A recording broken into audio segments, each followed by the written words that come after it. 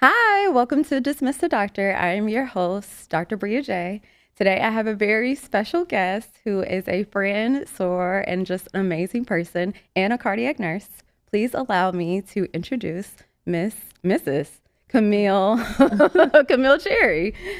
Hi, Bria. How are you doing? I'm good. Thanks for having me here. Oh my God, thank you so much for being on the podcast. Of For being course. such an amazing, just like mentor, person, friend, or all the above. Yeah. I am so grateful that you are here today. So thank you so much for taking the time. Again, thanks for having me being here. Like from where you started, you've always been such an inspiration to me, and I'm glad to see you and be of guidance and, get advice from you in your journey. So it's amazing to be here. Yes, I feel like Camille and I have had such a very close and unique relationship. Like we go all the way back to undergrad. And I feel like I'm just so honored and very blessed to have our friendship. Yeah. Because I feel like in the times where I needed you the most or just needed someone to like talk to, she would like hit me up, text me like, let's get on the phone call. Let's have a conversation. And I feel like I definitely needed that in that transition of like what I was going through with school, with life. Like having a person that like reach out to you. I don't even know if I've told you this, but like it was just your timing was always just so perfect. And I felt like you were always like a person that I could relate to because it's like, okay, you went to nursing school, like you've had this experience. So it was like you had an idea of what I was going through. It wasn't exactly the same, but it was very similar. So I'm just so very grateful that we have our friendship, and I had you to kind of guide me through school because school is really hard. So I'm so excited to kind of share you with the audience today. Share me. So I just want you to kind of give like an introduction of yourself, the profession you're in, what you do, your background, schooling. All right. So my name is Camille Cherry. I am a cardiac nurse practitioner. I have been working in the nurse practitioner space for about 3 years. I did 2 years in I want to say like a high intensity primary care clinic.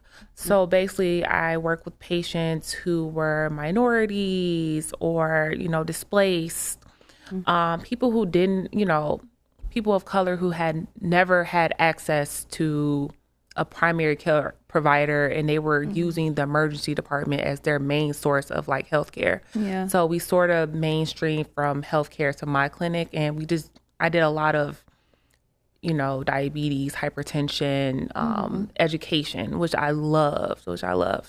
And that after a couple years of doing that, I transitioned to more of a specialty doing cardiology. And just to go back from that was my initial start as a nurse. I worked in a heart failure clinic, inpatient. I did that for about 3 years. Did also a lot of education with heart failure patients, and I loved it.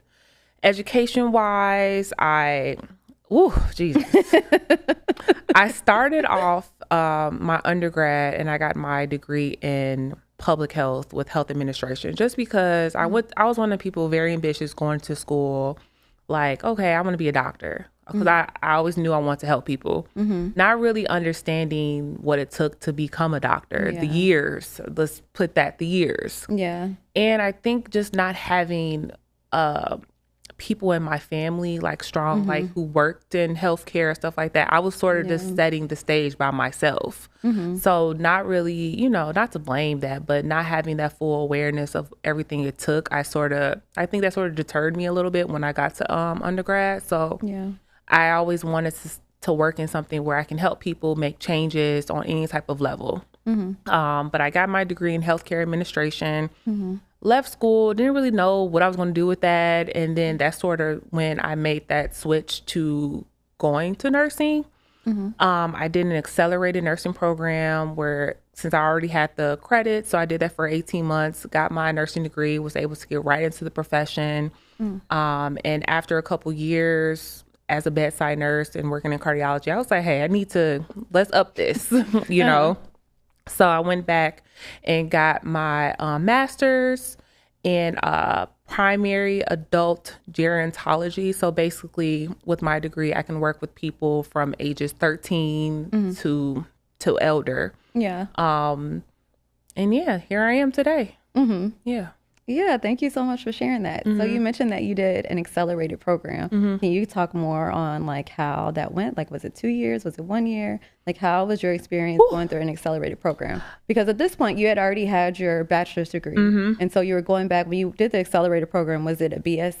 It was another bachelor's degree. So, okay, it was another bachelor's degree. Okay. So I found this program because I had another friend who literally did the same thing. She did public health, didn't know what she wanted to do, and she sort of pivoted towards nursing. I did it was 18 months to be exactly. So basically for 18 months, no stopping, I was in school.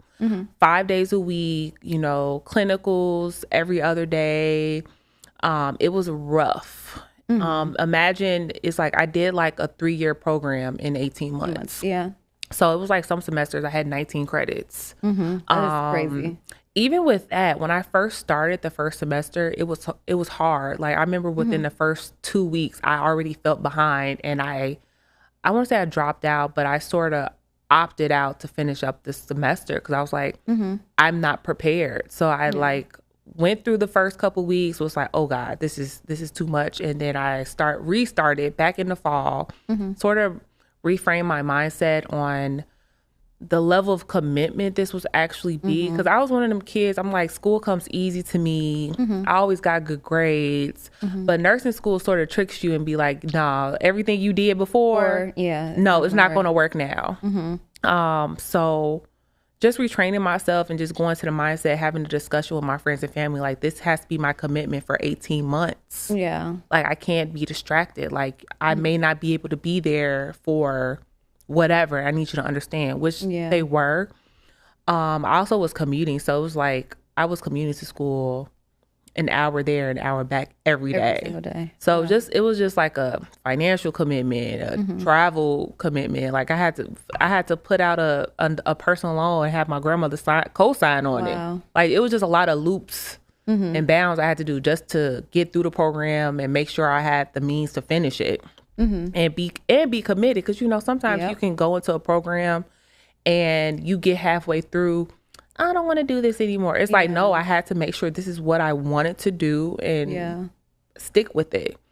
I was lucky enough to start working as a CNA during this time. So I was able to balance like learning and sort of seeing it at work, which was helpful. Like the application part. Yeah. And the nurses I worked with, they were so amazing. Like I worked with a lot of African American nurses, and they were like, "Girl, you in school? Come here, let me show you this." So which was helpful. But yeah, very helpful. I lived a life for 18 months. Like I would literally be in school from 8 to like 3, and then go home, take a quick nap, and then I'd be at work from 11 to 7 a.m. So, but I took that 11 to 7 a.m. shift, and that's when I would do homework. Yeah. And that was my day-to-day life every day. For Saturday and Sundays, I'm studying. No going out, studying. Yeah. So it was worth it though. And I anybody who wants to do nursing, I have so many people that ask me about this. I tell them it's so many avenues to get into the nursing career. You just have to, you just have to do your due diligence and look for it. It's so many routes. Like I feel like with the nursing shortage, they make it so much easier than even from when I was trying to be a nurse. It makes it so much easier to sort of get into nursing. Yeah, you just sort of have to find it.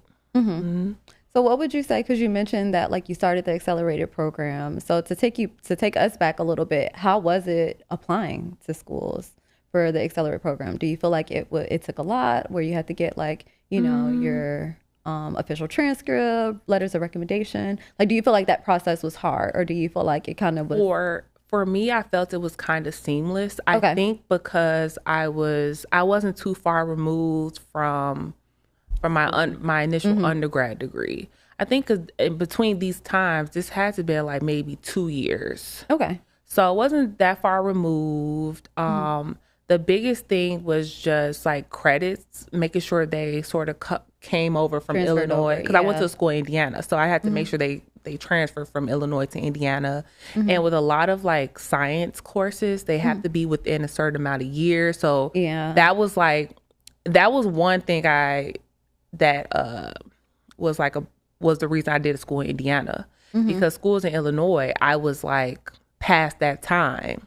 Like, like it was like a anatomy and physiology class I took my sophomore year in college, and it had expired by the time you applied. Yeah, so because it has to be like 3 or 4 years, so it was expired there. But in Indiana, it was like they was like, I don't care. Like you took the course, you passed it. So that was another like barrier. I mean, I guess it was a reason why I just ended up doing the school in Indiana, because like, I didn't want to spend more money to potentially not even get into school. Yeah. And I even looked into like doing like associates nursing classes, because my thought was like, I did associates, get a job, and then they'll pay for the BSN. But even a lot of those associate programs in Illinois, they're very difficult and so competitive to sort of just even get into and apply. Like some you have to sort of do like a testing.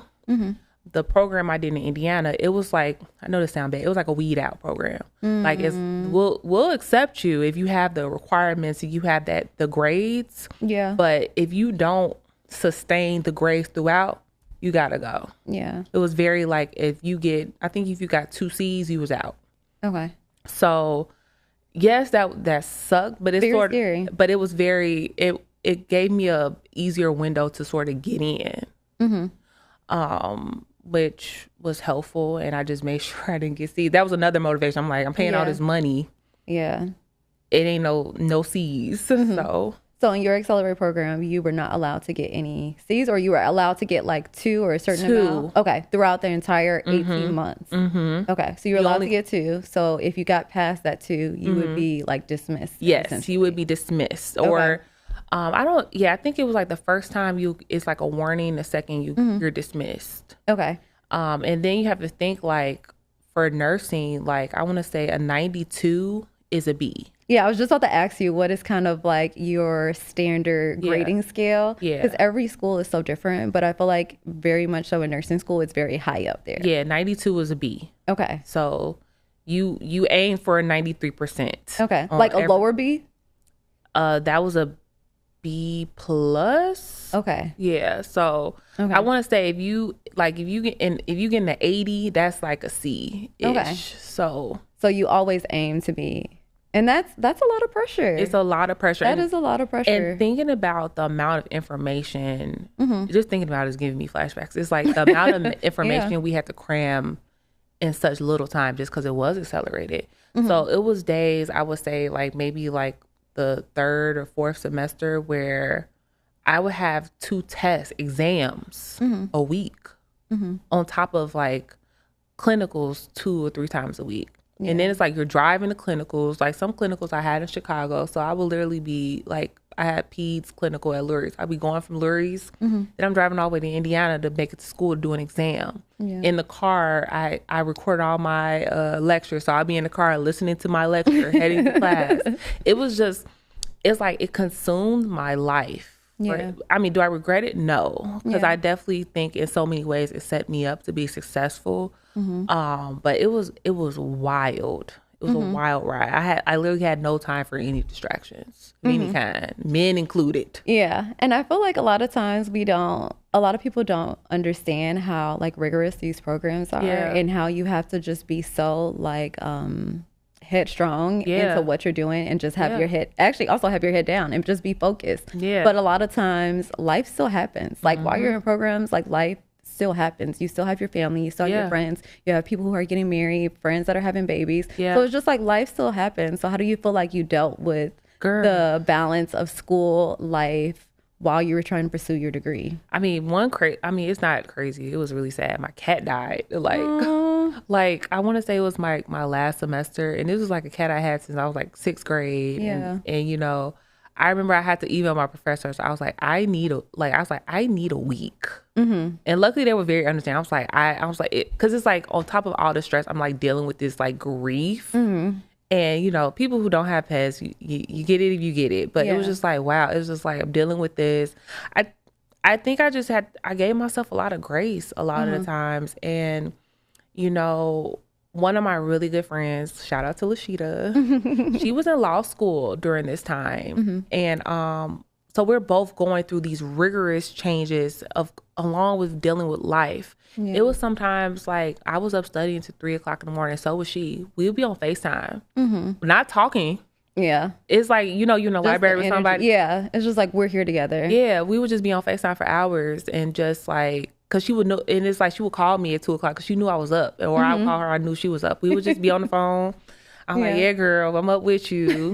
And even just having, it's like, yeah, she had no fully understanding of like what my program is, nor do I understand going through a law program, but we knew we was going through the trenches together. And even that was just very supportive, I think my family, they understood, but it was just like, they also understood it was like Camille always gets good grades. Like she's always does well in school, but so I don't think they fully understand the gravity of what I was doing and how much I felt out of my comfort zone with doing this.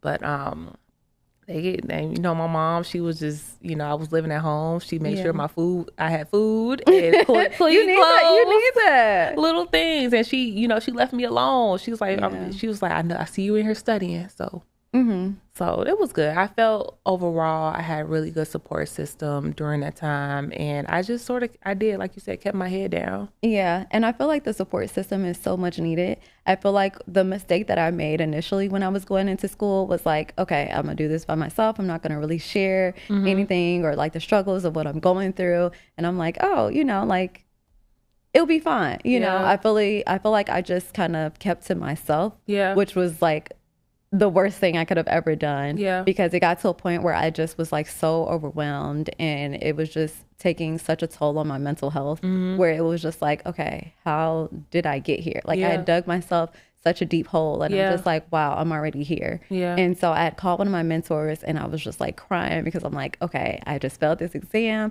I stayed up and I studied till 3:00 in the morning. Yeah. My classmates were out partying. Like, why me? Why me? Like, why did I not do as well as them? And she said to me, I have to prioritize my mental health and taking care of myself while in school.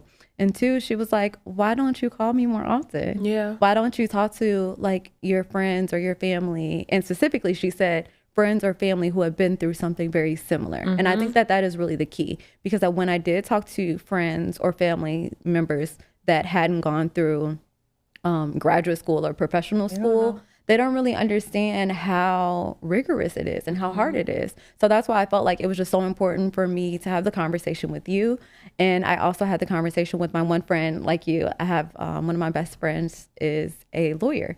So by this time she had already graduated, but like having that conversation with her, like she understood. Yeah. And then I also have an aunt who has her PhD. So it was like they understood, and I started to lean on them more, and also my mentors. And I felt like that was just such a game changer. Yeah. I felt like it was a game changer, and I felt like that was something that I wish I would have known going into it. And so when I think about like my career as a physical therapist and kind of what you have gone through as becoming a nurse, is there like, what advice would you say for going into an accelerated program versus like, what did you learn when you took that step back? Because you said that you had started and then you decided to kind of like take a moment and restart again. Like, what did you learn within that time frame? I just learned that you can't always do things the way you always done it, and you have to pivot and just make changes in your mindset. And nutshell, what you did before ain't gonna work now, so you have to figure out what's gonna work for you now. And I just I changed the way I studied. I did.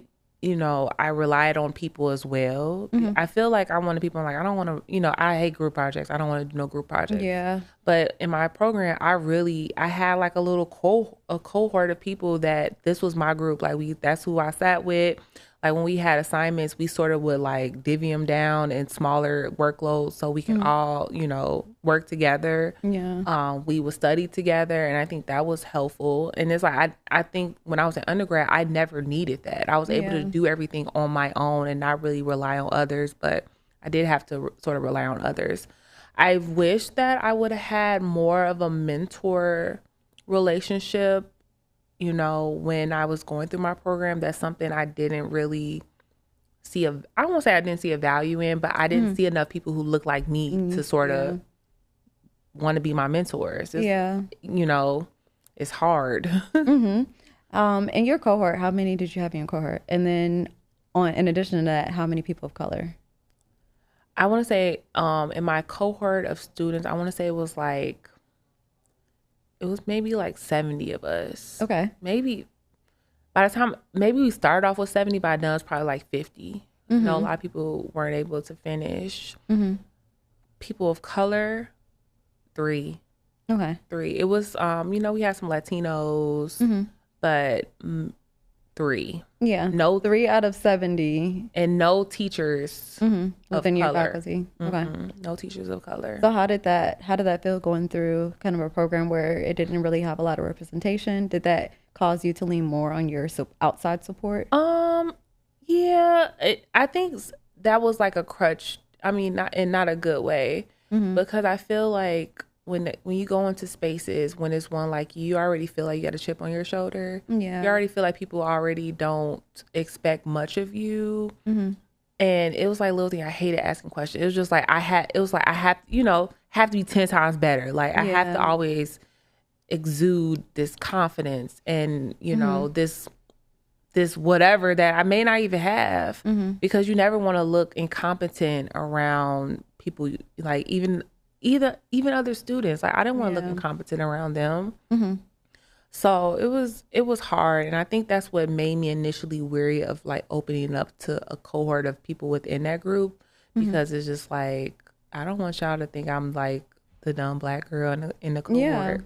But luckily, one of the other girls in there, she was African American, and it was really the African Americans and the Latinos, and one Middle Eastern guy. That was my group. It was literally all the minorities. You gotta find your people. You gotta find your people, and we worked so well together. And I don't know. It just sucks that you clearly I belong here because I have all the qualifications, but you still be in a room full of people and feel like, oh my God, people are looking at me and wondering why I'm here. Or why I'm in clinicals. And that mindset sort of traveled with me through where, you know, working, like even now, I deal with that all the time. Yeah. And it sucks because it's like, I know I have the qualifications, but I'll walk into a patient's room and they'll eye me up and down like, how'd you get here? They may not say it, but it's on their face. Yeah. Yeah. It's always like, where did you go to school? How long you been doing this? Yeah. It's like, why? Yeah, why does that matter? Yeah, and it's just like, do you ask all your other doctors or just the ones that look like me? Or they walk. Your other, the latest has been, what happened? I walked into a patient's room, and then they were like, you're a nurse practitioner, right? I was like, yes. They was like, well, the questions I have are very medical. I don't know if you'll be able to answer them. I was just like, let's just talk and see. Yeah. Or the patients who are, they think they're seeing the doctor, but they're scheduled with me, and they're very upset. Like, no, I want to see my doctor. I come into the room, and by the end of the appointment, they're laughing, and I'm just like, wow. But also I hate this. It's like, I'm just so impressed with you. What do you mean? So the microaggressions are real, but I always just like, you know, people don't know what they don't know. Yeah. So. And it sounds like in those situations, it's like you just have to be professional. Yeah. You just have to kind of like stay afloat. Yeah. Because you can't give people what they think they're going to get. Yeah, you can't give them what they want. And also in those situations, I feel like, at least from what I'm hearing you say, it's like you have to have a mindset going into it. Like, I'm in this room, I'm entering this room, I'm in this position, I'm in this space because I deserve to be. Yeah. I earned this right to be here. Yeah. Like, so if I'm here, it's because I'm supposed to be. So I feel like a lot of times we have like a lot of doubt within ourselves because like, you know, we're either new to a certain setting or profession or like there's not a lot of people of color that are in our position. So it's very hard to kind of maintain that mindset. Yeah. But it's like we need to keep it a front. Like we need to know that like we earned this degree. We have gone to school for this amount of time. Like I am an expertise in this. Yeah. If you don't want to see me, that is your choice. But you are making a very bad choice for your own personal health. And that's why I tell people, I'm like, you can either see me now or you can wait a year and a half and see the doctor. So which do you prefer? Yeah. And, you know, it's very, like, I want people, like, it's very hard for me to code switch at work. Very hard. So, but it's like I'm in a space where I sort of forced to, you know, where I work now, it's very driven by patient satisfaction scores and stuff like that. So it's like I have to be on my game, but it's like part of me, I'd be like, oh, God, like that's why I just wear a mask. And that's something that I feel like we, as Black women, kind of just have learned how to deal with in our settings, and have learned to deal with the microaggressions and all the passive aggressiveness. And it's very hard. And I feel like that takes a toll on our mental as well. So how do you feel like at this stage in your career, how do you feel like you kind of manage that? I mean, or is it kind of similar to when you were in school, kind of leaning on your support? Or is it different? I lean on my support. Okay. I feel like now I have like a larger support system as far as mentors, or, you know, just other women who I've met when I work, like through working, who sort of have dealt with the same things. I have a good friend. She's a manager, and one of the few Black managers at the hospital I work at. And just the stuff she deals with on a basis, it's like I go to her and we can relate.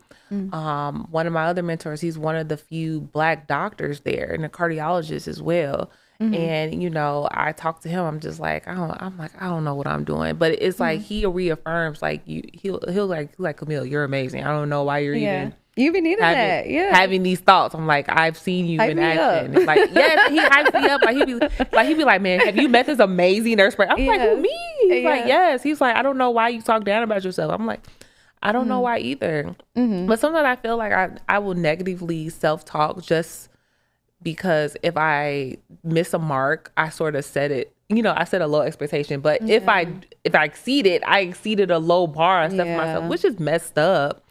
But you know, sometimes it's like it's hard to sort of oversell yourself especially when you know how good you are. Because I know I'm pretty great. You know, no, you are great. I know I'm pretty great, but it's no, like not pretty. You are. It's like, but it's like even with that. I can't, you know, accept it. Yeah, I can't, and I can't express that to you all because you already have that in your mindset that no, it's like how she get here, did I hire or whatever. So, it's the way of the world. No, you're in that room because you deserve to be in that room, and you are amazing because you have gone through the schooling and this is your expertise. I did it's like I've done everything that you're supposed to do, and it's like I took all the exams you all took. I took the same exact, you know, the tests. I passed all the boards. It's like I belong. So there. at this point, you don't have anything to prove to anyone. No, and I think I'm at that point now. It's just it's like, you know, I'm at the point now. I'm like, I came here to do a job, and I'm going to do it well. That's the main objective. You know. And you do it well. Yeah, I do. Nobody's complained on me yet. Yes, and they will not because you're amazing. So we talked about kind of like your transition from the accelerated program, and then after the accelerated program, you went back to school for nurse practitioner, correct? So kind of talk about how, like, would you say there's a difference between the accelerated versus the nurse practitioner? Was there anything you needed to change in your study habits? It was... Or was it similar? It was very similar study habits. Okay. Because it sort of builds up on everything you already knew. And it sort of, I found my graduate program to be a little bit more, to me, not as challenging just because it was information. It was information I had to do. And I had... You're building on the foundation. Yeah. Okay. So I found that to be... I like being in the class setting. It was just, you know, it was some stuff that was more in depth, but it was fine. Like the book work. I think the clinical part was probably the harder part, just because first of all, we had to find our own clinicals. So that was difficult, especially when there's so many people vying for clinical positions. Finding a spot was hard. And man, if I tell you, one of the clinical things I did, that was something that almost messed up my trajectory. Yeah. Yes. But I'll wait till you ask me about that one. But overall, I didn't really have to change much. It was just, I guess the biggest thing is like I was still working. Okay. So it's like I was working my full-time nursing job and also in school. So just the balance and, you know, different, you know, I had bills, like more bills now. I was living with my now husband and just having those and making time for him too. Like I have to make time for you. So just handling those different things. Well, in reference to either the nurse practitioner program or the accelerated program, how did you feel like you dealt with any like academic setbacks that you may have experienced? Like how did you come back from them? I think I didn't really have many like big like academic setbacks as far as grades. I sort of was on that. I think the biggest one like through the program wise was when I had an issue with a preceptor. And it's such a shame because she was a woman of color too. And I just thought this like, wow, I met this lady. I'm like, she's gonna be a mentor of me, someone I can look up to. But I was like, all skin folk ain't kin folk. Yeah. And this is a preceptor I actually like paid for. So that made it even worse. Yeah. So basically in a nutshell, she worked in like the nursing home facilities, and she was sort of helping me guide like that type of realm. I didn't have experience in that, but I needed the experience, so it was fine. And it was like she sort of left me on my own and with minimal direction. And when I would turn in stuff that she requested from me, it was always like, no, this is wrong. And it was one of the things like, what did I do wrong? Refer to this and figure out what you did wrong. And I remember I was like halfway through the program. Through my clinical rotation with her. And mind you, she was barely there all the time. Like she would just tell me where to go, and I would just have to figure out what to do, like figure out where to go in these facilities and stuff like that. Halfway, she sent me an email. She's like, I just don't think you're progressing, and I just don't think you'll be a good fit. I feel like you're basically, I'm lacking become a nurse practitioner. She's like, I think you just need more time to figure out what you need to do. And it was like the mid of my semester. How was I going to find another preceptor? And I remember I was on a flight going to Italy. It's like I got this email. So I just remember I was on the plane like, oh my God, what am I going to do? And it was just like, if I didn't find somebody else, I was going to have to fail that semester. I was going to have to restart the whole semester over.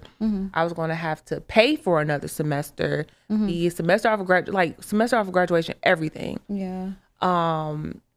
And then it's like I paid her, and she wasn't going to give me like my money back or like half of the money back.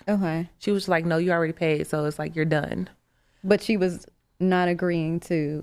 And I remember I even was like, I was telling her like, I'll fix everything. Just tell me what I need to do. I'm trying my best. And I remember I was like in a layover, and I was like fixing up all the paperwork and trying to resubmit it to see if she could like just keep me, because I just needed to finish.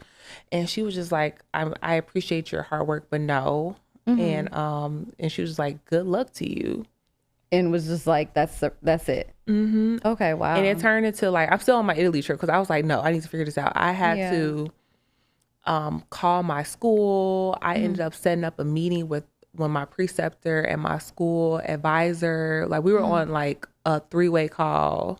Wow. Setting up figuring out everything. And I sort of told my school, I was like, well, she wasn't even there. And, and this, and I had to even threaten with a lawyer. So, luckily I was able to last minute get back with a preceptor I worked with before who thought I was amazing. So he took me back. He was like, come back last minute. That's fine. I'm okay with that. And I had to like do overtime of all my clinical hours just to make up for the hours I was with her. But I ended up just finishing it and completing on time. Okay. Which was a blessing. That is. Yeah. So that could have been really bad. But I was able to I stayed calm, and I just pivoted really fast. And thankful for that relationship that I was able to build with that doctor. So yeah. And it sounds like like how you said, it sounds like you already had the relationship with that person, but it's very unfortunate that this was someone that you looked up to. I feel like a lot of times we look up or we admire people, and then they give us instances where it's just like, wow, I was very like in all of you. And like now you were saying something that would put me down. And it's very hurtful. Because it's just like, wow, how did we get here? Like, I thought you were rooting for me as well. Yes, and that's how she made it seem. It was like me and another African American person a woman who were precepted with her, and she was like, I'm rooting for you all, and I got black girl magic, all that. It's just like, girl, you don't believe in that. Yeah, and so it's really disappointing when those instances happen, and I feel like when they have happened to me, I've just had to tell myself like, okay, you told me that, I took it, and I was upset in that moment. But for whatever reason, when you told me that, it fueled something in me that allowed me to keep going. Yeah. You know, so like I try to look, like my perspective kind of changes. Instead of being like, okay, well, why did they say this to me? It's like, God, what lesson do you want me to learn from this exact moment? And in this exact moment, like I need to pivot. I need to figure it out. I can't dwell in it. You can't dwell in it. You can't dwell in it, because dwelling in it is not going to do anything. Like, so when I would go through like getting bad grades or anything would happen, I would set a timer. I would say, hey, I'm going to cry for this amount of period and this amount of time. And then after this, I have to get over it. Yeah. Like, I cannot dwell in this. Because, like, if you would have dwelled in your situation, I would have not figured it out. Like, I literally just had to, like, okay, let me message him and do this. And it was like, it could have been such a messier situation than it was. But, you know, just being calm and, you know, having faith in yourself. Yeah. And not thinking like a door closed is just all doors closed. Yes. Yeah. Yes. And I feel like your story is such a story of just like resilience and how you just kept going. Yeah. Like who was on a plane to Italy and they were like taking care of? I was literally just like typing away. Because it's like it's like luckily I had nothing but time. I had hours. I'm like, I'm finna knock this out. And it's, you know, figure out the next step. And, you know, it ruined a couple of days of my trip because I was just frustrated dealing with it. But I feel like I've always been like that. I don't know if it's from like, you know, pledging in a sorority or just, you know, I even attribute it to this being only a child. I just like, you know, I got to get stuff done. Yeah. It's like you have that mentality. Yeah. I'm always been very self-driven and just motivated to just do whatever. Like this competitive nature and running track, you know, it's like, I just always have this self-competitiveness in me. And it's like someone, and especially someone telling me like, oh, girl, you don't think I'm going to be able to do it? Watch this. Like, and you know, it's so crazy. I ran into this lady like at a pancake house. And I just looked at her and I just walked. I act like I didn't know her. I just looked at her, sort of gave a look and just kept it moving. Yeah. Because I had nothing good to say anyway. Yeah. But you know, it was just like I made it. Yeah. Like, I won. I don't have anything else to say. Yeah, like I have nothing to say. I'm like, I did everything I knew I was going to do, whether you stop me or not. Yeah. You know? And I always, to your point, I feel like those people, it always makes me question, like, why are they in these professions if their one job is to belittle me, to give me no encouragement. Like, why are you in this position? Yeah. Like, if I'm a professor and I'm going into a situation and I see that a student is struggling or I see that a student is going through a situation, I'm going to try to help them and do the best. Especially if I'm paying you. Yes. I'm going to try to help them and do the best that I can. So it's just very unfortunate that even when in your profession and when you were going through school, that you felt like, okay, I'm paying you, I'm going through this, I looked up to you. Yeah. And for you to just kind of disappoint me is just like, why? Yeah. You know? It's like, what did you get from that? I'm like, yeah, like, what did you get from that? Just money. And it's just like, to me, it's bad character. Yeah. And we can't allow those people with the bad character to really get to us. Because at the end of the day, like, God has placed a purpose on each and every single one of us. And you have fulfilled that purpose. Yeah. And it's like, I don't have anything else to prove to you. Yeah.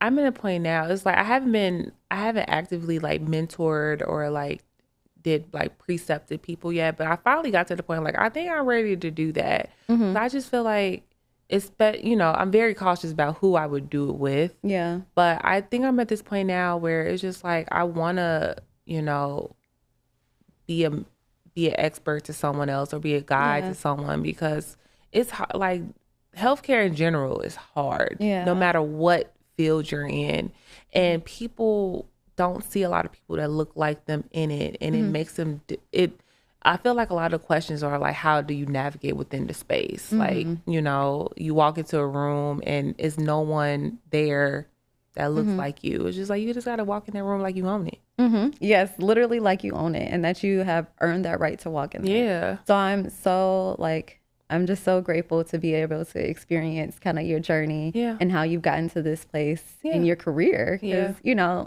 schooling, it takes time, energy.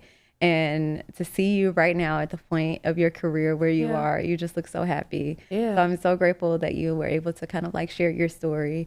And as we wrap up, I kind of just wanted to get a feel of like, if you have any advice for anyone who's going into nursing, what would it be? Like, what would I would say, don't give up. If you want to be a nurse and you have never worked in a hospital, I will always recommend getting like a medical assistance license or a CNA license just to make sure you actually like it.